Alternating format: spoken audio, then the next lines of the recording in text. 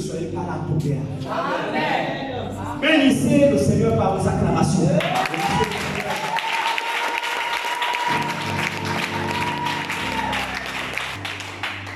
Asseyez-vous confortablement. Je ne sais pas quand les gens s'asseyent. Soyez à l'aise. Là, c'est dans la maison de Dieu, c'est la conclusion. Il faut que El Shaddai grandisse. En même temps que El Shaddai grandit, vous allez aussi grandir. Amen. Ce que vous ignorez, c'est que votre croissance, même spirituelle, même professionnelle, dépend de la croissance de votre ministère. Amen.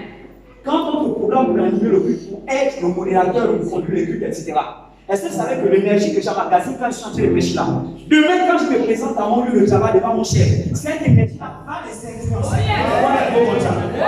Donc si on m'a programmé pour prêcher que je refuse parce que je m'entends plus avec la peau, je perds mon temps parce que je perds une portion de l'énergie. Amen. Au travail. C'est le mystère de la spiritualité. On met un plateau, on dit bon, cotisation par exemple pour acheter les instruments, cotisation du voyage ou tel, cotisation scolaire ou tel. Là, on passe le gros, cherche l'argent, on cotise, on envoie l'enfant à l'école. On ne peut pas accepter qu'un membre rate sa vie alors qu'il est intelligent, il peut aller à l'école parce qu'il n'a pas de parents. Non, l'église peut pas pour ça. Et nous sommes là des gens, on a besoin des fils et des filles de Dieu qui se relèvent. Oh yes! Arrêtez ça. Quand vous voyez un directeur de banque venir vous servir le petit déjeuner, vous pensez qu'il est fou? Avec tout l'école qu'il a fait, qu'est-ce qu'il appelle son temps pour présenter le déjeuner que toi-même tu es même mangeant chez toi, tu es travailleur, tu es révélé, les directeurs des banques. Amen. Ils ont compris la dimension du service. Amen. On vous garde là 2 heures de temps. 2 heures de temps, tout le monde la mange. Tout le monde la mange. Au Nigeria, depuis 7 heures, le culte a commencé chez Tibi Joshua. Si l'esprit dit qu'il va sortir à 18 heures, tous ceux qui sont pressés là, ils vont partir, ils ne vont jamais voir Tibi Joshua. Lui sort pour prêcher à son culte quand l'esprit dit. Et il n'y a pas un programme préétabli qui va sortir à 10 h ou à 20 h. Non! Si l'esprit dit ça à 15 h, vous allez commencer au culte, tout ça depuis 7 h. Tibi Joshua à la chambre haute. Si vous êtes là, regardez votre montre. Alors que c'est le jour du Seigneur, alors qu'on est en train de délivrer les destinés qui sont emprisonnés depuis des années par nos totems, les parents, les machins. Vous pensez que ça a 2 heures de temps, ça ne veut pas qu'on va délivrer ça. Vous ne savez pas qu'il faut consacrer du temps. Parce que les sorciers ont consacré du temps pour pouvoir vous manipuler, nettoyer comme ils l'ont fait jusqu'à aujourd'hui. Il faut qu'on consacre du temps. Acclamez Jésus.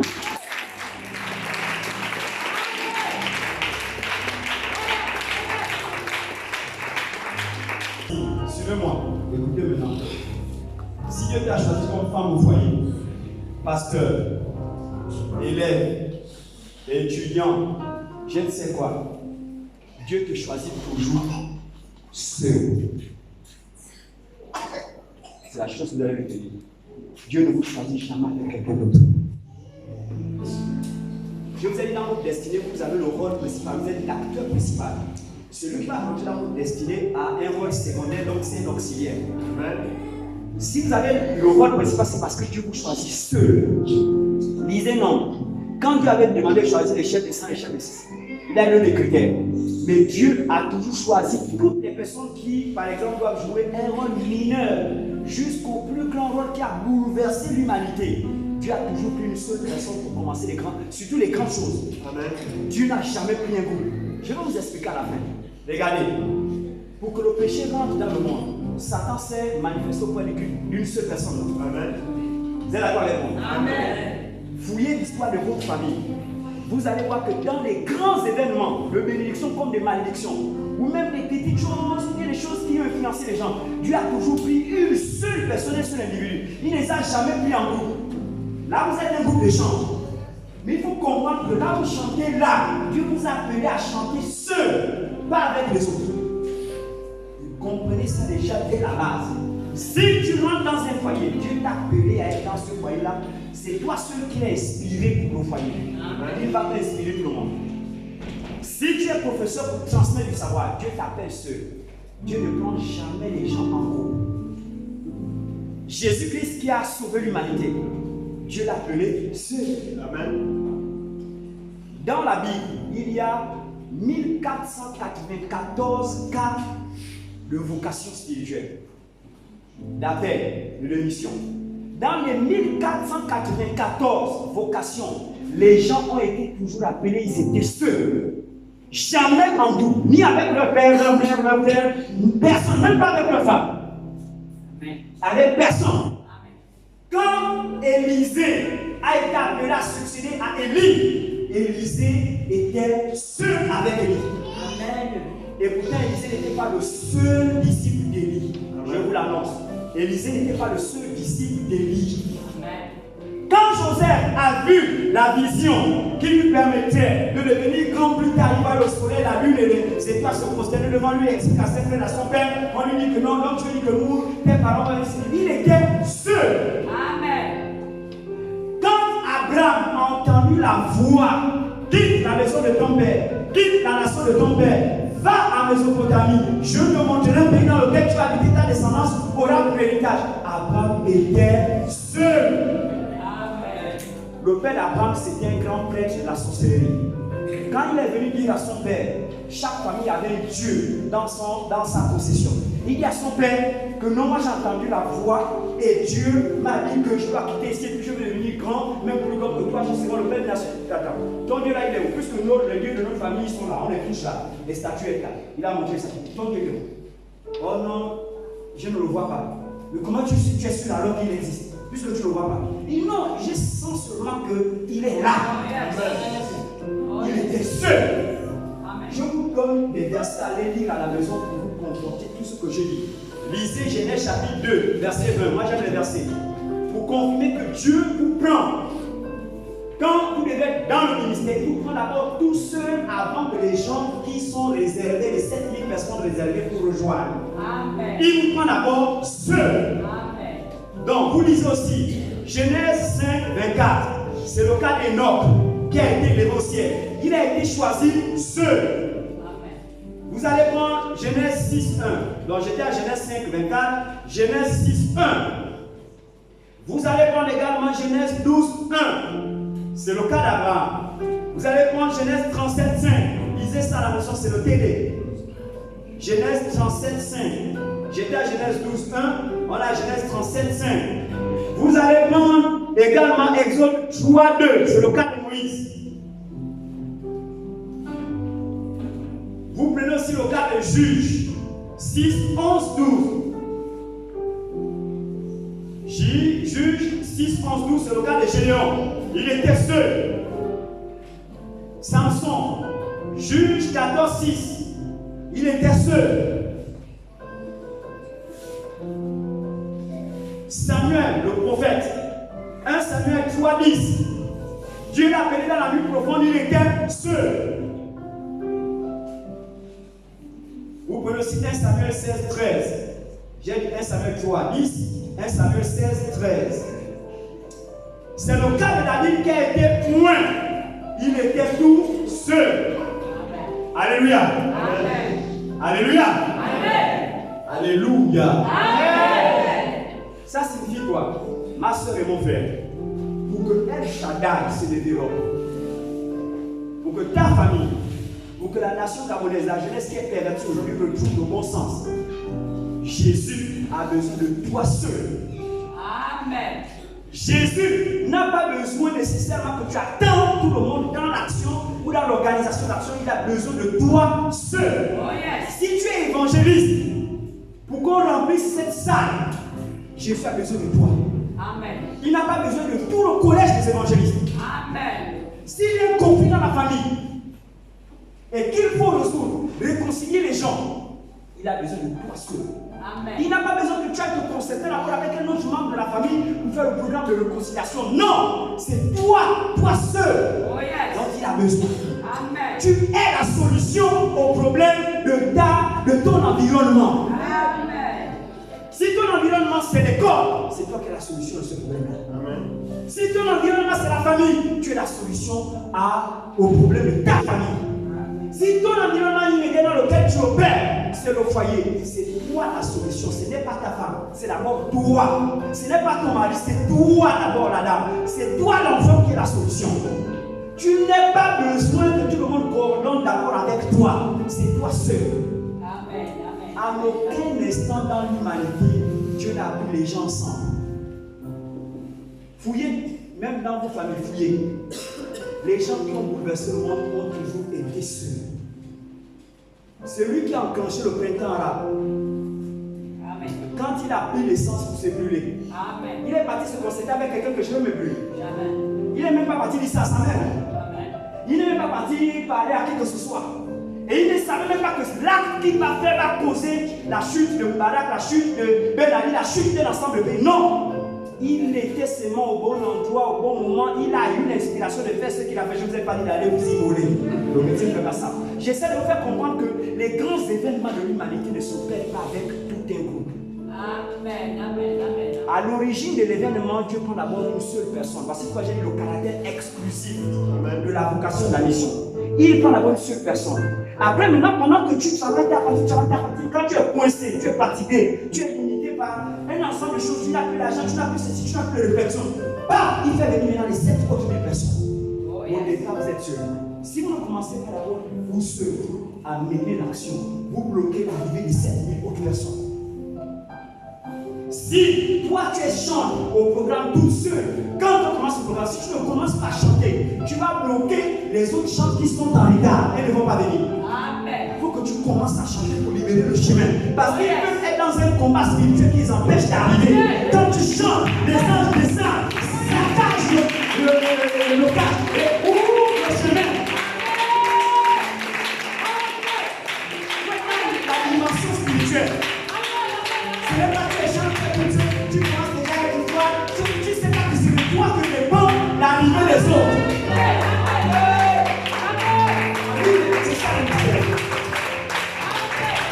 Si dans ta famille ne se marie pas, c'est ton mariage que Jésus attend pour briser la malédiction. Ce n'est pas le mariage à grande chose, c'est ton mariage, c'est toi qui l'attends pour que tu te réveilles.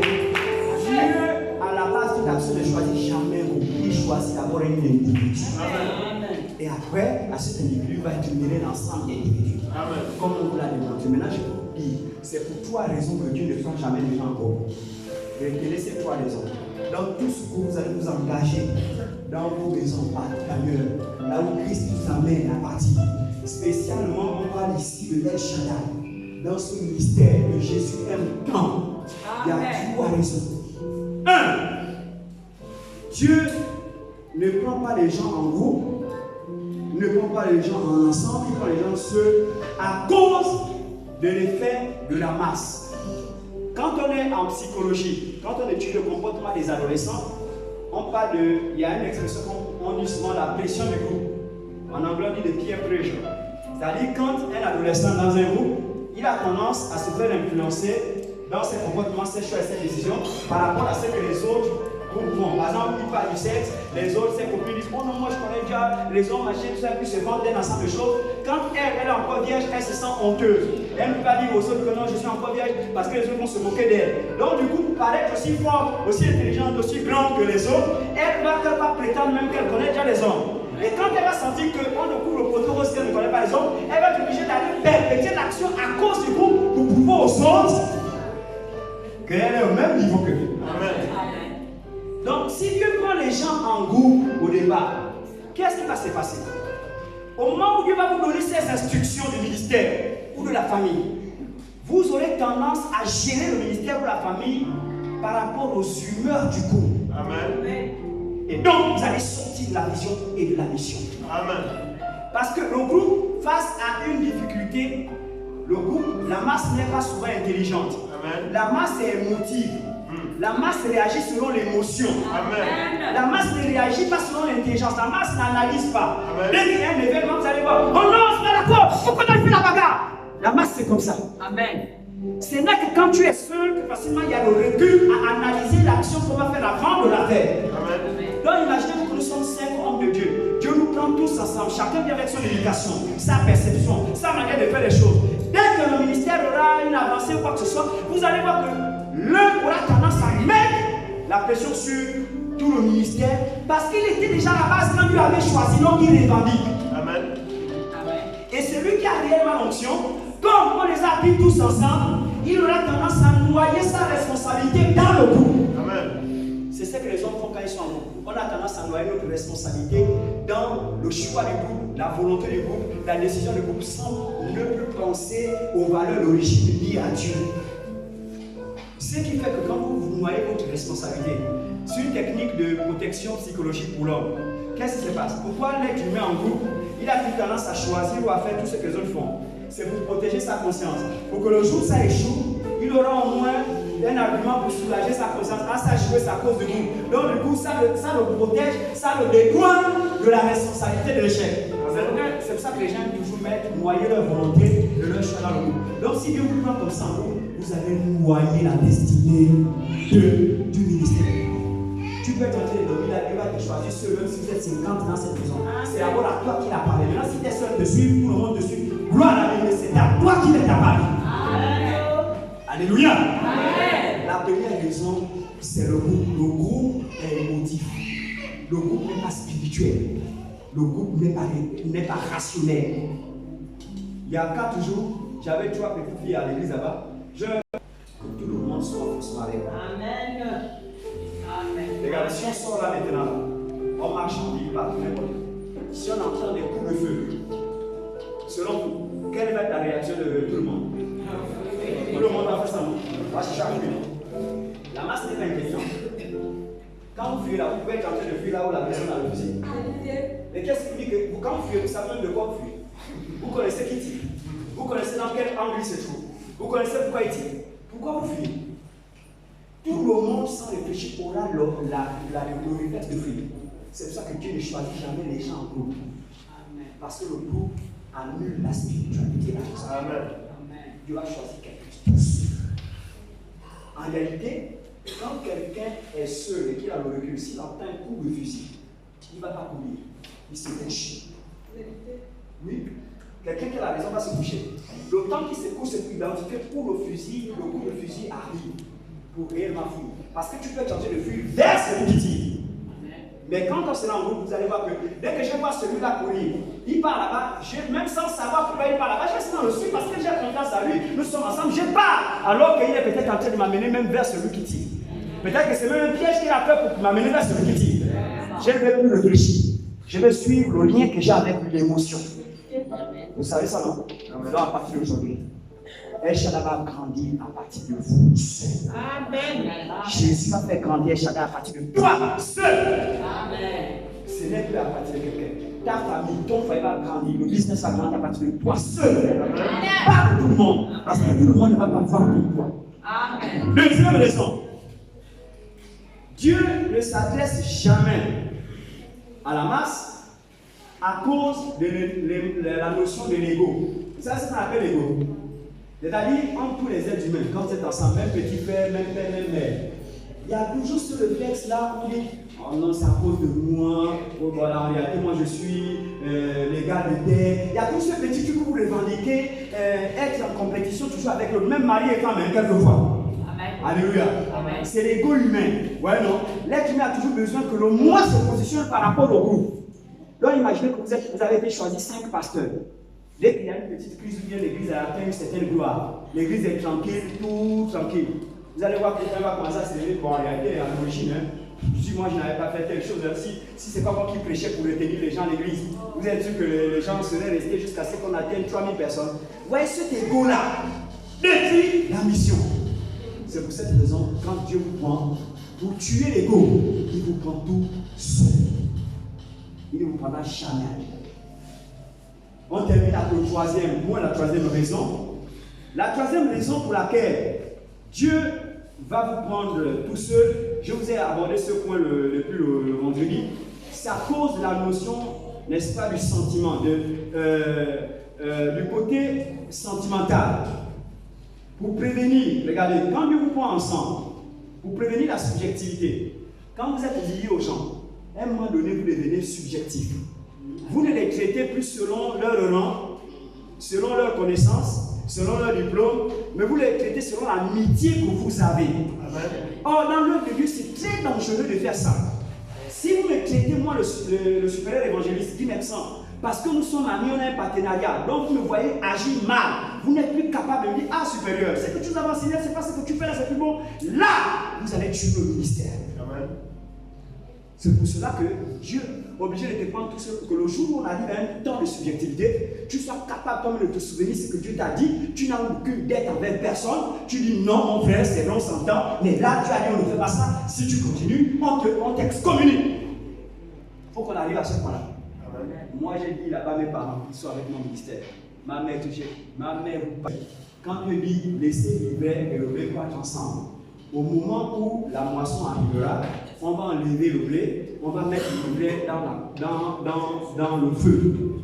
Le principe de ce verset-là, c'est parce qu'on a remarqué que parmi les hommes, quand les gens sont liés à cause, n'est-ce pas, de ce côté familiarité, les gens ne font plus les choses raisonnables. Imaginez-vous, je suis l'évangéliste, j'ai amené 15 personnes ici à l'église. Un moment donné, j'ai entré en conflit avec l'apôtre, avec le pasteur. Est-ce que vous savez que les 15 personnes qui sont venues derrière moi ne vont pas chercher à trouver là où se trouve la raison, là où se trouve vraiment le tort? Amen. Comme ils sont liés à moi, l'apôtre a insulté l'évangéliste qui nous a amenés.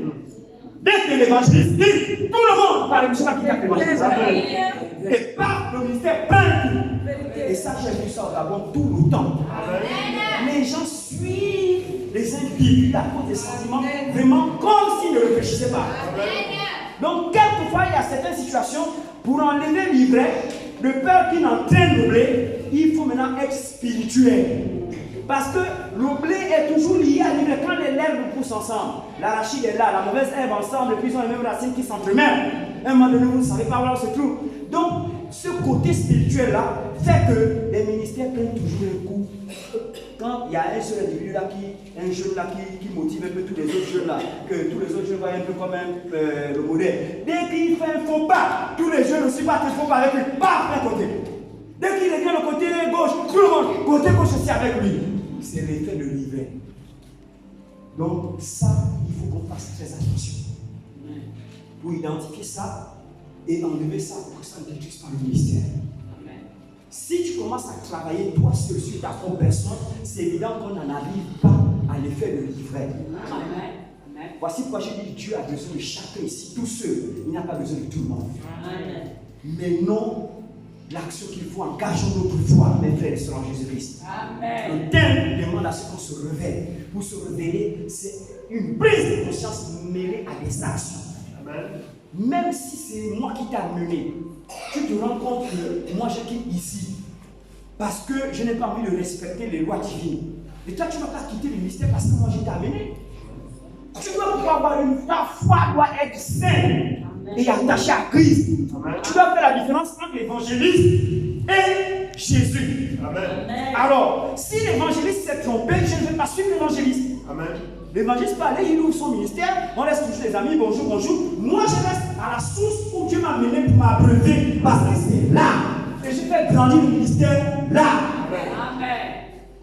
Acclamez Jésus. Posons la bonne analyse, la bonne réflexion, le bon acte, et tout ce que je vous dire, à travers vous seul seulement, je vous dis, l'église a fait vous seul seulement, sans l'apôtre. Quand je parle de vous, j'enlève la phrase, elle dit bon, l'apôtre elle a déjà l'onction, c'est normal. J'ai dit vous seul, le Saint-Fidèle que vous êtes là. L'église a peut pleine. La famille peut changer. Il y a que dans tous les changements, les grands changements majeurs du monde, c'est une seule personne qui avait commencé. C'est jamais tout le monde. Amen. Mais la preuve, Jésus, il est mort seul à la croix. Amen. En 1955, le 5 décembre 1955, il y a une femme qu'on appelle Rosa Parks. Rosa Louise McCauley Parks. À 1955, il y avait la ségrégation raciale aux États-Unis. C'était encore très fort. Où on primait les Noirs, etc. Dans la ville de Montgomery, dans l'État de Alabama, il y avait une loi dans la ville, dans la loi municipale qui disait que les Noirs dans un bus doivent s'asseoir derrière et les Blancs doivent s'asseoir devant. Parce que les Noirs sont des sous-hommes, il y avait plusieurs lois, plusieurs raisons. Donc ils étaient brimés. Les Martin Luther King, les Malcolm X, tout le monde s'est battu à sa manière, etc. Et à cette époque, en l'année 1955, il y avait vraiment, la pression était forte, les gens se battaient. Rosa Parks était une simple ménagère. Elle n'était même pas dans les grands mouvements civiques là, non. Mais elle subissait aussi ce que ses frères subissaient. C'est Martin Luther King qui partait voir Kennedy et machin, le président pour pouvoir négocier, pour pouvoir comprendre, etc. Le matin du 5 décembre, écoutez-moi bien, vous attendez toujours qu'il y ait toute la famille ici, tout le quartier ici. Non, c'est vous seuls qui êtes le problème ou la solution du problème. La dame s'est levée, la ménagère s'est levée le matin. Elle n'avait pas discuté avec quelqu'un, n'avait fait aucun programme avec elle, elle n'était même pas dans une ligue, dans une association, les gens qui boudent, non. Mais tellement les problèmes avaient dépassé cette année de 1955, le 5 décembre, elle se lève pour aller au travail. Elle rentre dans le bus. Et puis, dès qu'elle est dans le bus, elle décide de s'asseoir au premier banc. Quoi? La dame qui la suivait, une dame blanche, monte, la trouve assise là. Qu'est-ce que tu fais là? Tu n'as pas le droit d'être là. Tu ne vois pas la loi, c'est écrit là. Tu dois pas être ici, tu es derrière. Descends, qui va derrière, je sais ma place. Le l'a dit que non, je ne descends pas. Tu ne descends pas, tu as quel problème? Le chauffeur du bus dit, moi je ne démarre pas. Tant que tu ne changes pas de place, tu pars derrière. Rosa Parks dit, moi je suis assise là, c'est là ma place. La dame dit, non, c'est pas là ta place. Tu dois descendre ou tu dois aller derrière. Rosa Parks dit qu'elle est là, elle ne bouge pas. Ah, on appelle la police.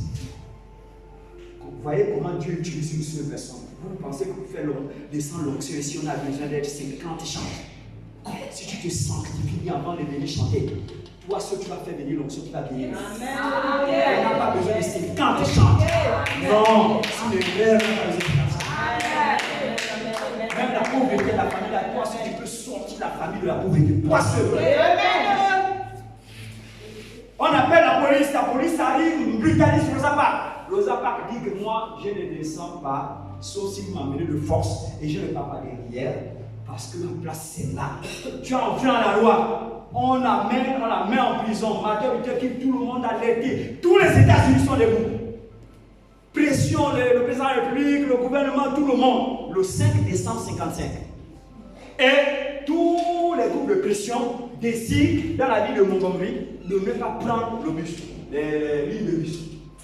Donc, on se retrouve avec les lignes de bus paralysées. C'est des entreprises qui appartiennent aux Blancs.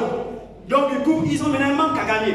À cause de Rosa Parks, la ménagère, qui n'avait discuté avec personne, n'était pas dans une association, n'était pas dans un groupe. Non! Elle est décédée l'année dernière. Là. On lui pose la question l'année dernière, mais le jour où tu as fait ça là, est-ce que tu avais reçu le conseil de quelqu'un?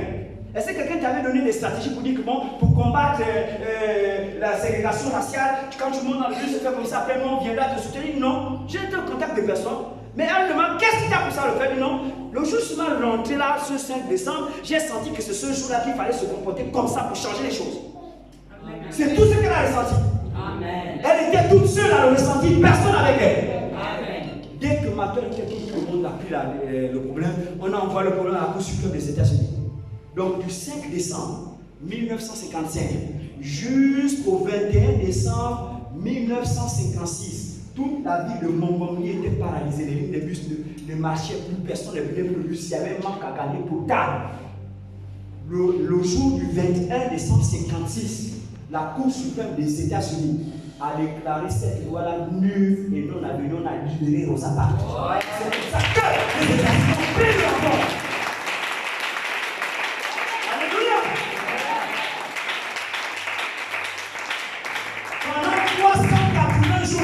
La ligne de bus a été paralysée par une simple ménagère qui n'avait reçu l'ordre de personne, le conseil de personne, l'encouragement de personne.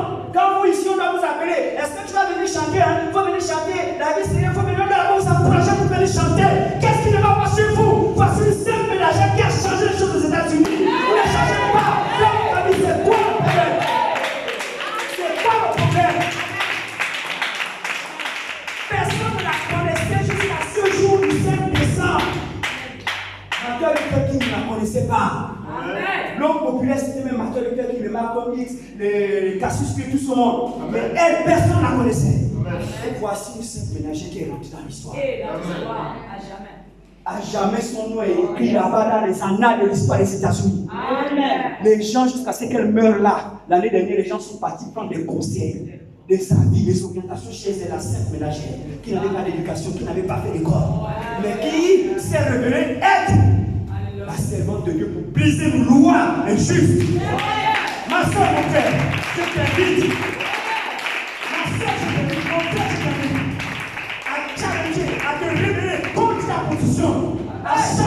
situation de ta famille. Change la situation de ton ministère.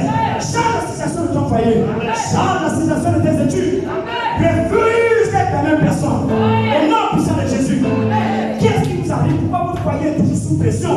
Toi seul, tu peux faire quelque chose pour ton foyer. Acclame Jésus. Quel est cet état d'esprit qui nous arrive? Quel est cet état d'esprit qui nous attache? Quel est le démon qui nous attache qui nous malheureux? Quel est le démon qui nous empêche d'agir? Pourquoi cette lourdeur? Pourquoi cette lourdeur parmi le peuple de Dieu? Pourquoi cet état d'esprit de confusion où on coupe le tout et le rien? Alors que les vrais problèmes doivent être résolus. Amen, Jésus. Résolvons les vrais problèmes. Alléluia. Oh non, je me dis que bonsoir à temps. Elle avait cité le tout qu'on était à la réunion. C'est quoi cet esprit? C'est quoi cet esprit? Les études, on entendra toujours ça. Yes. Voici une dame qui paralyse toute une entreprise. 380 jours. Après même l'événement, elle n'est même pas partie chercher faire la politique pour dire qu'elle devait célèbre. Non! Elle dit c'est ce jour-là seulement qu'il fallait qu'elle influence le monde. Qu'elle bouleverse les lois du monde. Oh yes. Est-ce que tu es prêt? Est-ce que tu es prêt à bouleverser les lois du monde? À défier le statut quo? Lève-toi avec moi. Laisse-moi le montrer. Mettons-nous debout. Notre position même définie si nous sommes prêts à statuer, à défier. Comptez ce jour. À partir de ce jour, les choses doivent changer à elle. À partir de ce jour, les choses doivent changer dans ta vie. À partir de